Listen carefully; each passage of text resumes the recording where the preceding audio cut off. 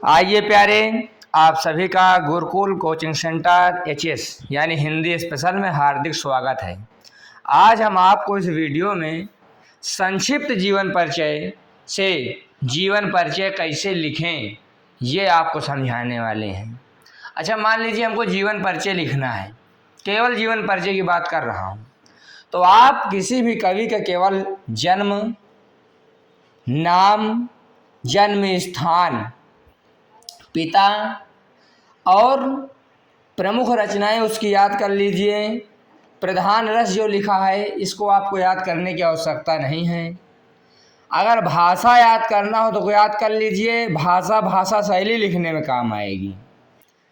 जीवन परिचय लिखने में काम भी आ सकती है, अगर लिख देंगे तो नुकसान नहीं करेगा। शैली जरूर याद कर लीजिए इनकी, और साहित्य में स्थान याद कर लीजिए। मृत्यु यानी जो संक्षिप्त जीवन परिचय होता है, इसी से हम जीवन परिचय लिखा करते हैं ना।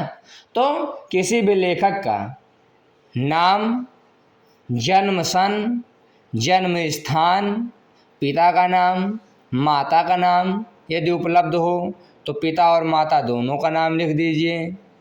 कहाँ तक पढ़े थे ये याद कर लीजिए।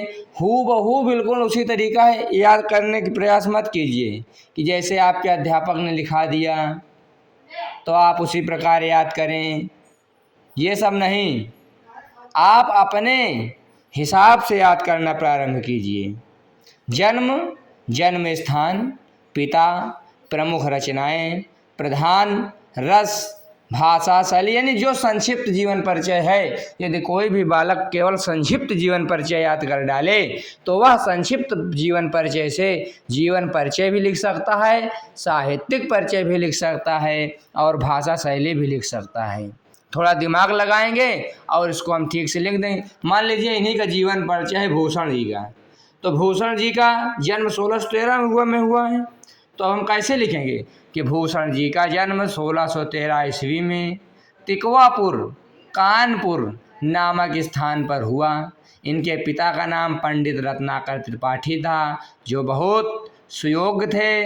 ये ब्राह्मण परिवार में इनका जन्म हुआ और महाकवि भूषण जी वीर रस के सबसे शानदार जनक थे। इस प्रकार हम लिखते चले जाएंगे। तो समझ में आया ना। तो यही, और मृत्यु याद कर लीजिए, लास्ट में मृत्यु लिख दीजिए। जीवन परिचय हो गया, 10 लाइन जीवन परिचय लिख दीजिए, कोई नंबर काटने वाला आपका नहीं मिलेगा। तो इसी प्रकार और कोई यदि आपके मन में कोई कमेंट हो तो कमेंट करिए, प्रश्न पूछिए हमसे। इसी चैनल पर आपको 9 से लेकर 12 तक के एक चाहे वो गद्यांश आधारित प्रश्न हो, चाहे पद्यांश आधारित प्रश्न हो, चाहे संस्कृत के गद्यांश हो या पद्यांश हो, आपको एक एक प्रश्नों के उत्तर आपके समक्ष इसी चैनल पर प्राप्त होंगे। धैर्य बनाए रखिए और धैर्य बनाकर आप लोग इस चैनल को सब्सक्राइब करें और इस चैनल से जुड़ जाइए। फिर कंप्लीट होगी यूपी बोर्ड की परीक्षा की तैयारी यहाँ पूरी तरीके से की जाएगी। धन्यवाद।